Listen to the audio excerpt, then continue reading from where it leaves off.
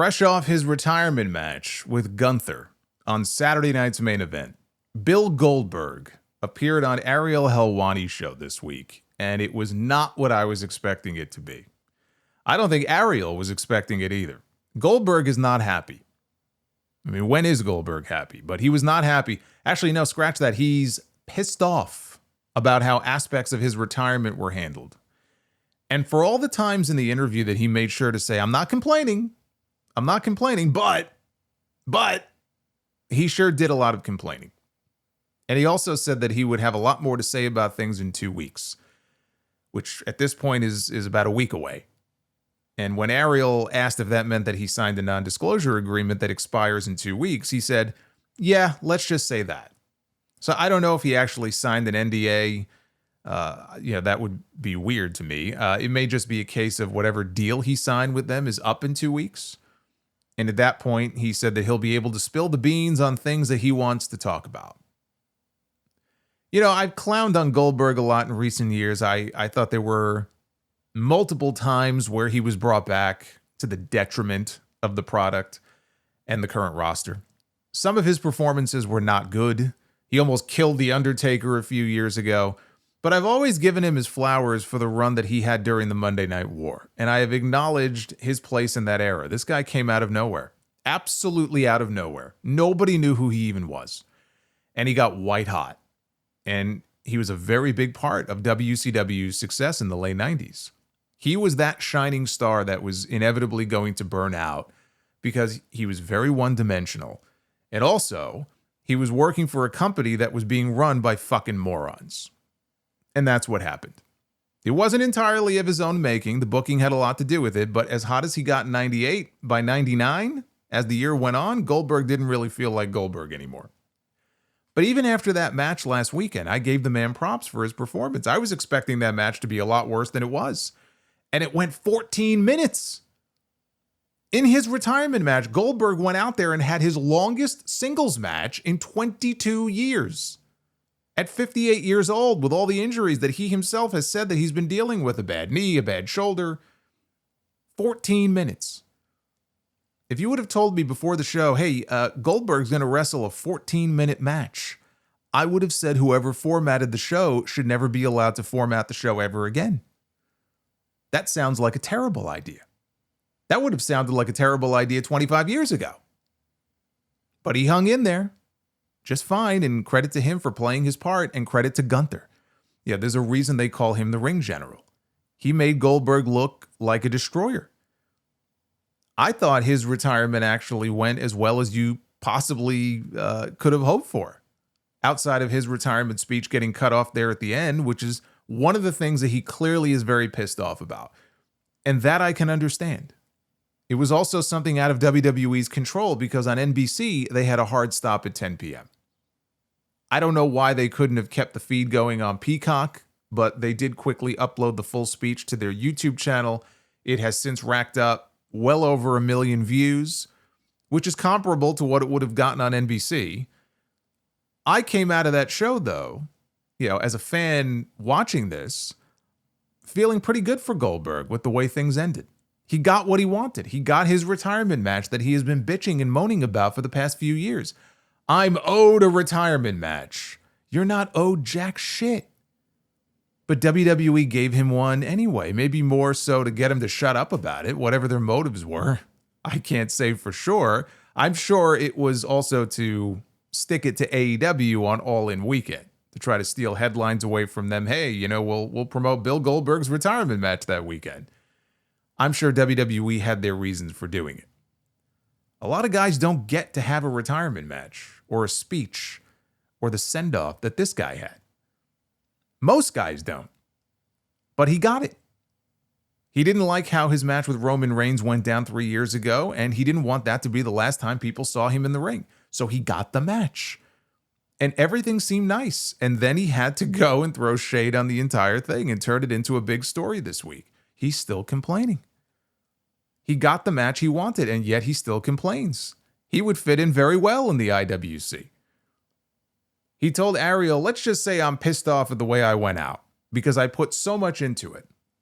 I don't feel as though the effort was reciprocated to put a stamp on what I've accomplished. Again, I'm not going to say that I'm not ecstatic with the opportunity that I got. I think it could have been done a little bit differently, that's all. I'm happy with my performance. I'm happy with the setting, but could it have been better? Absolutely. It can always be better. And you know what? I feel like if things would have been left at that quote, like that's reasonable. Like he sounds in that quote like, look, I really appreciate the opportunity and I'm overall happy with how things went, but there were certain things that I wasn't happy about.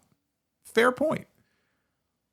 But they went on, and he was asked if he would have preferred the match to have taken place on a PLE instead of live TV, and Goldberg said, absolutely. They cut me off after freaking 20 seconds with the microphone in my hand, for God's sake. Now, I should say he did put over Gunther as a great opponent and an amazing performer. He even said he was having fun in the ring, and that's something he doesn't say very often. You could tell there was a moment where Gunther chopped him, and Goldberg just looked down at his chest and he looked up and smiled. Like totally no-sold it, but he looked like he was genuinely enjoying himself in there. And Gunther totally led that match. I mean, you could literally see him mouthing spots and calling spots to Goldberg throughout the entire thing. But Goldberg also said the match not being announced until 3 weeks out, even though it had been decided on in January, made it difficult for him to contact people to be part of his walkout entourage. There were certain ex-teammates of his and his coach from the Atlanta Falcons who ended up being overseas, I think on a vacation. He wasn't able to make it. You know, it's weird because he admits that he knew the when and where of his retirement match, right down to it being on Saturday night's main event and it being in Atlanta. He knew this as far back as November. But then in the next breath, he says, well, we only had 3 weeks to build it, so I wasn't able to get everybody out who I wanted to be there. I don't know if he's implying that he was sworn to secrecy and he was not allowed to tell anybody about the match or what, because if not, then he could have just told them months ago, hey, look, I'm having my retirement match, right? We're keeping this on the down low, but I'm having my retirement match in July. It hasn't been announced yet, but keep your calendar open if you can. I would love for you to be a part of it. So I don't really get that aspect of it. Maybe next week when he speaks out, he'll shed some more light on that. But, you know, whatever, he's pissed about that as well. As it is, he had his own personal entourage walking him out to the ring. He had his son Gage there. He had Diamond Dallas Page, maybe his greatest opponent of all time. He had Ernest the Cat Miller, Doug Dillinger, who was the head of security for years for WCW. He was the one who used to bang on the door even back then before Goldberg would walk out of the dressing room. Chuck Zito was there. He had plenty of family and friends there with him. He said, I would have loved for them to announce it in January and have a build-up to it and do something that I thought was maybe worthy of my career. But let's just say that they chose to do it with 3 weeks' notice. It is what it is. It's part of the package. It's part of the meal that you get dealt. I would be remiss in thinking that I thought the meal would be different. But it was a shame, or it was shame on me for thinking that it would have been different. When asked what specifically could have been different, Goldberg said, well, there's about 100 things. I did 3 interviews beforehand, Ariel. I did 3 in 6 months. They cut me off 30 seconds into my speech, bro. You don't do that, but it's all good. It's clearly not all good. He was choosing his words carefully, but if you watch the video, he was clearly very upset. When he was asked if he felt his speech getting cut off was WWE or the network's call, he said, I think it doesn't matter because it's live television and you can plan for it. That's all. I know it is what it is, and the match might have gone long and this or that, but I just think it could have been a little classier prepared than it was. And I'll just say that's a mild understatement. It is what it is. I got the opportunity to speak for 28 seconds. I'm not saying it was done on purpose by any stretch of the imagination. I'm saying that it wasn't prepared for on purpose. That's all. I mean, they couldn't do that to Taker, right? I don't think they would. They're not going to do that to Cena. No, they're not going to do that to John Cena. And they're not going to do that to The Undertaker because you're not John Cena. And you're not The Undertaker. You're not one of their guys. You never were one of their guys. And you were never as important to them as John Cena and The Undertaker were. So naturally, it would have been a bigger deal for them than it would be for Goldberg. And to compare himself to them in that regard, I think says a lot about his overinflated sense of where he fits in the hierarchy of this company here. Now, he also says that he wishes they had started things back up in January for this. That was never going to happen. Do you know why? Do you know what else started back in January? That would be John Cena's farewell tour. And WWE was never going to give priority to Bill Goldberg's one-off retirement match over a retirement tour for one of their Mount Rushmore names.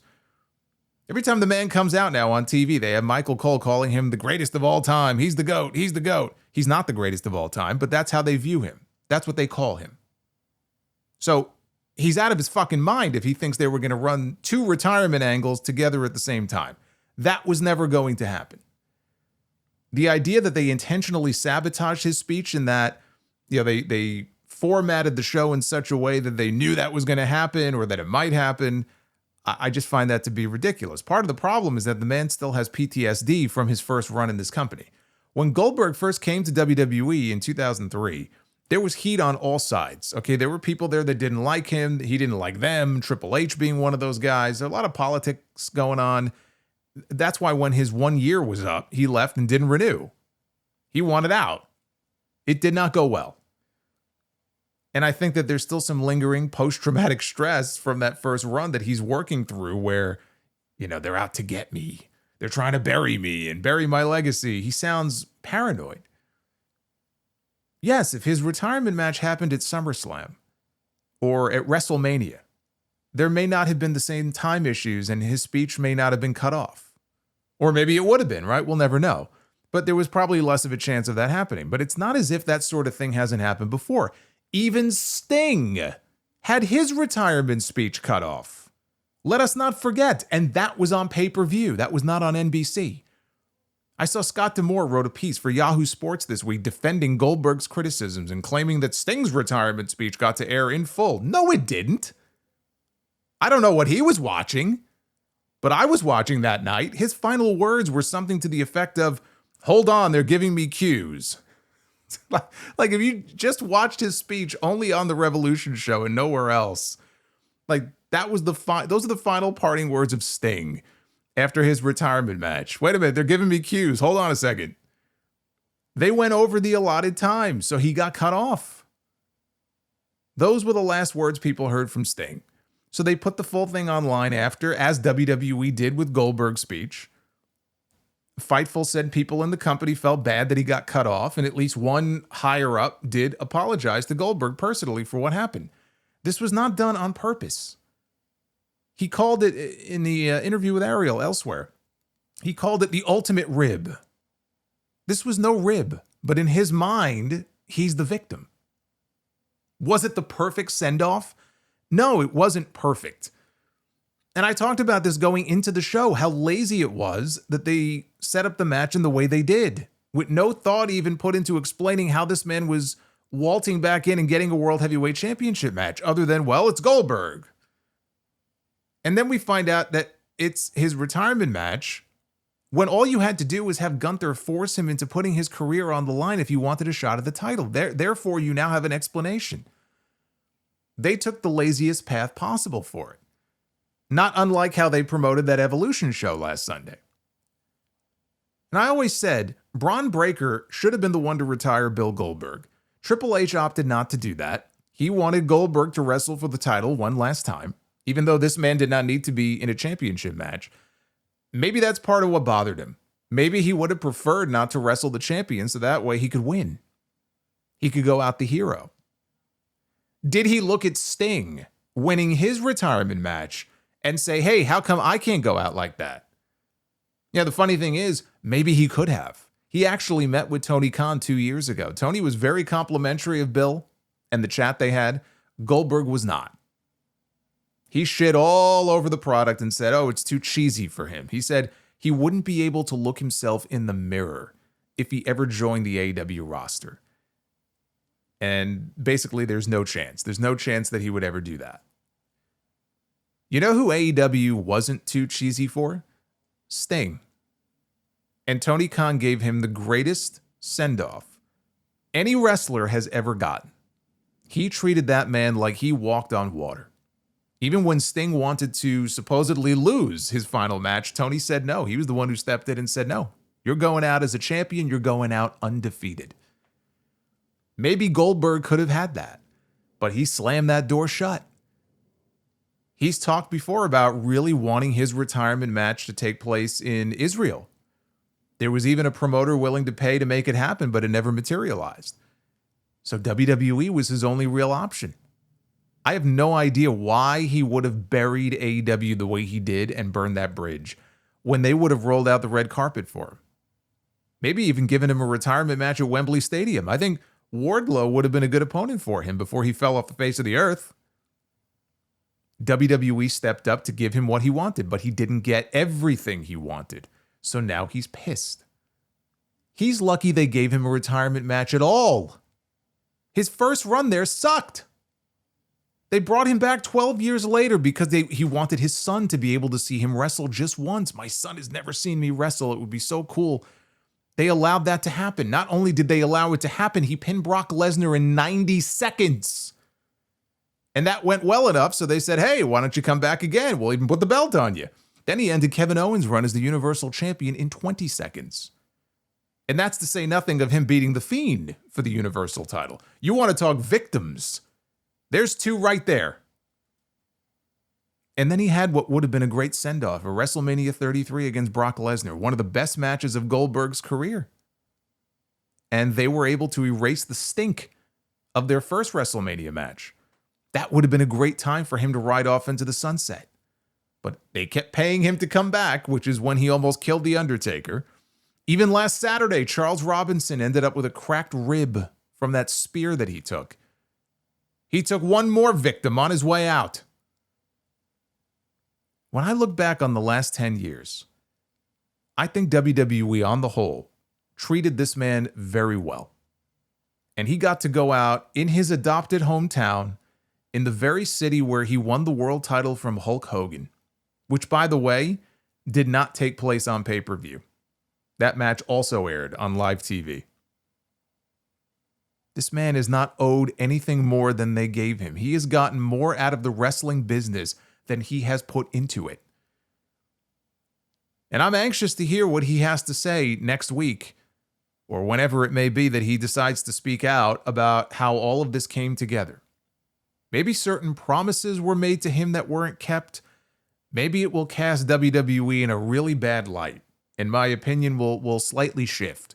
But he took what should have been a positive night for him, and in one interview, he turned it into sour grapes, all because he didn't get the storybook ending that he was looking for. And even if he had gotten it, he still would have found something to complain about. Who's next? Who cares? It's time to move on.